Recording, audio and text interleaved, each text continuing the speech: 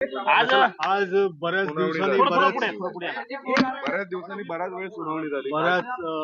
बराच वेळ झाली नाही, पण बऱ्याच दिवसांनी आज निदान सुनावणी सर्वोच्च न्यायालयाने आज आमची सुनावणी आमच्या केसबद्दल घेतली आणि आम्हाला अपेक्षा आहे, सर्वोच्च न्यायालयावर विश्वास आहे की नक्कीच सरन्यायाधीश व त्यांच्या बरोबर असणारे न्यायाधीश तीन चालू आहे का बंद आहे? सुरू कर सही. अरे थोड़ा ऊपर करो ना. मुद्दा सांगत होते की सुनावणी पार पडली आणि कपिल सिब्बल युक्तिवाद करत होते. माननीय सर्वोच्च न्यायालयामध्ये प्रलंबित असणारी आमची याचिका शिवसेना विरुद्ध एका शिवसेनेच्या विरोधात उभे राहिलेल्या ग्रुपने, जे नंतर स्वतःच शिवसेना आहे म्हणू लागले, ही जी मालिका होती, याची जी SLP होती, ही SLP दाखल झाल्यापासून बऱ्याच दिवसांपासून, बऱ्याच महिन्यांपासून प्रलंबित होती. तारखांवर तारखा पडत होत्या, पण आज सर्वोच्च न्यायालयाने आज सुनावणीसाठी आमची याचिका घेतली. आमचे ज्येष्ठ वकील जे कपिल सिब्बल साहेब आहेत, ज्येष्ठ विधिज्ञ, त्यांनी आणि देवदत्त कामत हे आमच्या बाजूने उभे राहिले. श्री कपिल सिब्बल यांनी बाजू मांडताना संपूर्ण म्हणजे 2022 जून 19 जून पासूनच्या 20 जून पासूनच्या सर्व घडामोडी या सर्वोच्च न्यायालयासमोर त्रोटक पद्धतीने परंतु अत्यंत व्यवस्थितरित्या सर्वोच्च न्यायालयासमोर मांडल्या. सर्वोच्च न्यायालयाचे माननीय सरन्यायाधीश आणि त्यांच्याबरोबर असलेले 2 न्यायाधीश यांची 3 जजचा बेंच आहे आणि त्याचं हिअरिंग आज पुन्हा सुरू झालं.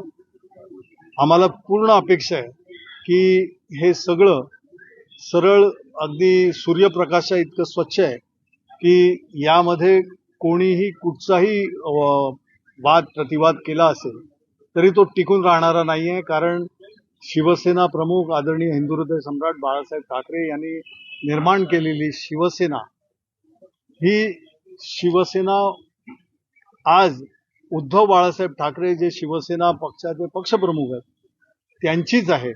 आणि तो खोडण्याचा जो परिणाम किंवा तो खोडण्याचा जो प्रयत्न ज्यांनी केला तो मला वाटतं आता या सुनावणीनंतर नक्कीच हाणून पाडण्यात येईल. कारण न्यायावर आणि या आपल्या घटनेवर आज जी घटना डॉक्टर बाबासाहेब आंबेडकरांनी आपल्या देशाला दिलेली आहे, ज्या घटनेच्या आधारावर एक जिवंत लोकशाही जी आपण सगळ्या जगामध्ये मिरवतो की आमची लोकशाहीची जननी भारत आहे, तर खरोखर त्याला साजेसा असा न्याय या सर्वोच्च न्यायालयातून आम्हाला मिळेल अशी आम्हाला खात्री आहे. सर मला मुद्दा असा विचारायचा आहे की घटनेचा जो उल्लेख होता तो वारंवार कपिल सिब्बल यांच्याकडनं केला गेला. घटना सगळ्या सुप्रीम इलेक्शन कमिशन मध्ये दिलेल्या आहेत, इलेक्शन कमिशनने ते ऑन रेकॉर्ड घेतलेले आहेत, पण असं असतानाही ती पाळली गेली नाही. हा मुद्दा कपिल सिब्बलांकडनं वारंवार मांडला जात होता. कपिल सिब्बल साहेबांनी वारंवार या गोष्टीचा उल्लेख केला की शेड्यूल 10 म्हणजे परिशिष्ट 10 यामध्ये ज्या तरतुदी आहेत त्या तरतुदी अगदी सुस्पष्ट आहेत. 1986, 85, 86च्या दरम्यान ज्या वेळेला अँटी डिफेक्शन लॉ म्हणजे पक्षांतर बंदी कायदा ज्या वेळेला लागू झाला त्याच्यानंतर 2003 मध्ये फार मोठी सुधारणा त्यामध्ये करण्यात आली. तोपर्यंत 1/3 गट जर असेल, जर तुमच्या लेजिस्लेटरचा म्हणजे MLAचा असेल, MPचा असेल, तर त्याला मान्यता मिळत होती. सेपरेट ग्रुप म्हणून तो रेकग्नाइज केला जात होता.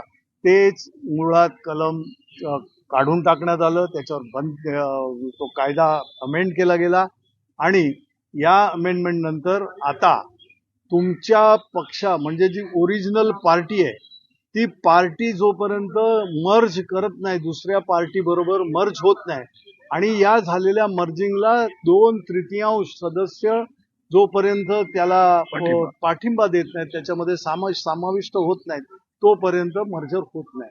आणि हे परिशिष्ट 10 मध्ये शेड्यूल 10 मध्ये सुस्पष्टरित्या लिहिलेलं आहे आणि त्यामुळे कुठच्याही लेजिस्लेटरने म्हणजे कुठच्याही MLA ने किंवा MP ने अशा प्रकारची कृती केली ज्याच्यामध्ये 2/3 नंबर असेलही तुमच्या लेजिस्लेटिव्ह पार्टीचा, परंतु लेजिस्लेटिव्ह पार्टीला कुठलाही हक्क नाहीये.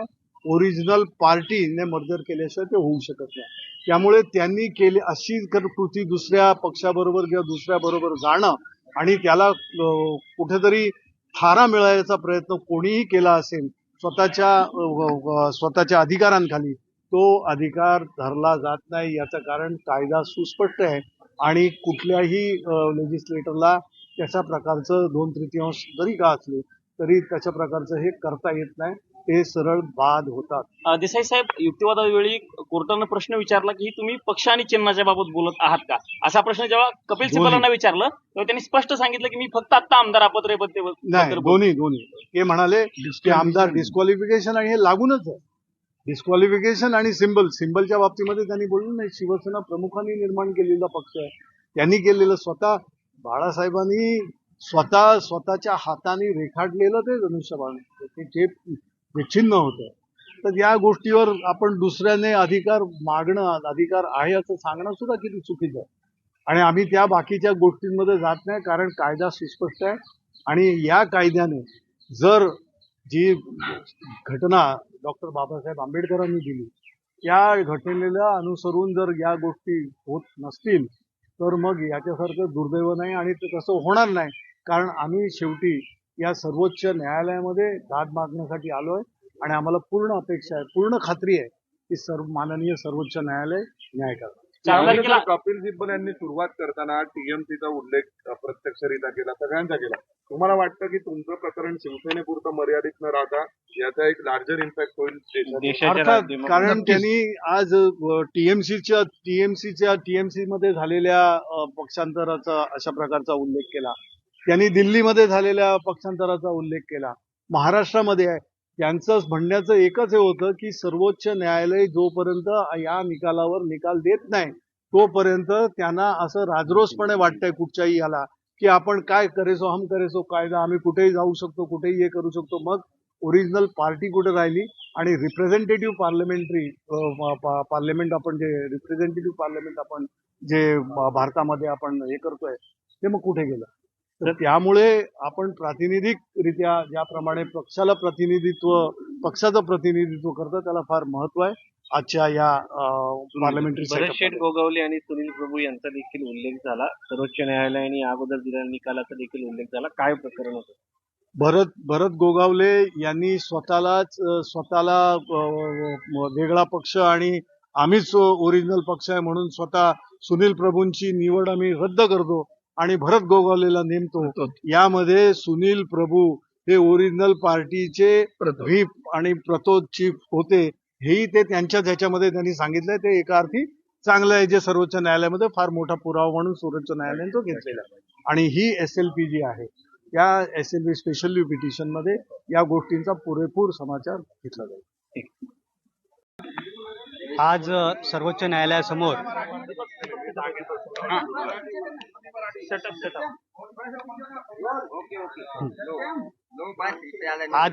न्यायालयासमोर शिवसेना उद्धव बाळासाहेब ठाकरे गट आणि शिवसेना एकनाथजी शिंदे गट यांचा महत्वपूर्ण खटला युक्तिवादासाठी होता. आणि आज मुख्यत्वे कपिल सिब्बल साहेब यांनी युक्तिवाद शिवसेना उद्धव बाळासाहेब ठाकरे गटाकडून सादर केला. त्या युक्तिवादात त्यांनी सुरुवातच इथून केली की 1966ला शिवसेना पक्षाची स्थापना झाल्यापासून 2012 पर्यंत जोपर्यंत बाळासाहेब ठाकरे यांचं निधन होत नाही तोपर्यंत बाळासाहेब हे त्या पक्षाचे प्रमुख नेते होते. पक्षप्रमुख म्हणून देखील त्यांनी काम बघितलं. बाळासाहेबांच्या निधनानंतर 2013 मध्ये उद्धवजी ठाकरे यांची पक्षप्रमुख म्हणून निवड झाली होती आणि त्यानंतर 2018 मध्ये देखील पक्षाची जेव्हा बैठक होते, पक्षाची घटनेच्या अनुषंगाने जेव्हा बैठक होते त्यावेळी देखील उद्धवजी ठाकरे हेच पक्षाचे अध्यक्ष असतील, पक्षप्रमुख असतील हे ठरवल्या जातं आणि त्या बैठकीला दस्तूरखुद्द एकनाथजी शिंदे साहेब देखील उपस्थित असतात. आणि त्या घटनेच्या आधारावरच 2019 ची पुढे निवडणूक होते. 19ला उद्धवजी साहेब ठाकरे हे मुख्यमंत्री होतात आणि पुढे 22-23च्या दरम्यानमध्ये जे सुरत गुवाहाटी हे संपूर्ण प्रकरण झालं, ह्या संपूर्ण तथ्य माननीय कपिल सिब्बल साहेबांनी न्यायमूर्तींसमोर ठेवली आणि भारताचे सरन्यायाधीश आणि इतर 2 न्यायमूर्ती अशा 3 न्यायाधीशांसमोरचा आजचा हा युक्तिवाद सुरू होता. आणि या संपूर्ण युक्तिवादामध्ये महत्त्वाचे 2 मुद्दे कपिल सिब्बल साहेबांनी आज अधोरेखित केले. पहिला महत्त्वाचा मुद्दा म्हणजे की इलेक्शन कमिशन ऑफ इंडियानी जेव्हा पक्ष आणि चिन्ह हे एकनाथ शिंदे साहेबांचंच योग्य आहे या पद्धतीचा जेव्हा निर्णय दिला, त्यावेळी 2018ची जी शिवसेना पक्षाची जी घटना होती, ती घटना मुळातच निर्णय देताना इलेक्शन कमिशननी लक्षात घेतलेली नाही. विशेष म्हणजे उद्धवजी ठाकरे अध्यक्ष निवड जी पक्षाची झाली त्या संदर्भातले काही कागदपत्र हे इलेक्शन कमिशनच्याच वेबसाईटवर उपलब्ध आहे. असं असताना देखील इलेक्शन कमिशननी त्याकडे लक्ष दिलेलं दिसत नाही. हा महत्त्वाचा एक मुद्दा कपिलजी सिब्बल साहेबांनी आज युक्तिवादात मांडला. आणि दुसरा अत्यंत महत्त्वाचा मुद्दा कपिलजी सिब्बल यांनी आजच्या युक्तिवादात सादर केला तो असा की लेजिस्लेटिव्ह पार्टी विधिमंडळ पक्ष आणि राजकीय पक्ष याच्यामधला जो फरक आहे आणि त्यात राजकीय पक्षाला असणारं जे महत्त्व सुभाष देसाई खटल्यामध्ये आणि वेगवेगळ्या सर्वोच्च न्यायालयाच्या खटल्यामध्ये अधोरेखित झालेलं आहे, त्याच्याकडे दुर्लक्ष करता कामा नये असं संपूर्ण युक्तिवाद सुरू असतानाच सरन्यायाधीश आणि इतर न्यायमूर्तींनी सांगितलं की तुमचा पुढील युक्तिवाद आपण मंगळवारला आता ऐकूया. अशा पद्धतीने आज संपूर्ण कोर्टामध्ये प्रकरण झालं आहे. थँक्यू दीपक.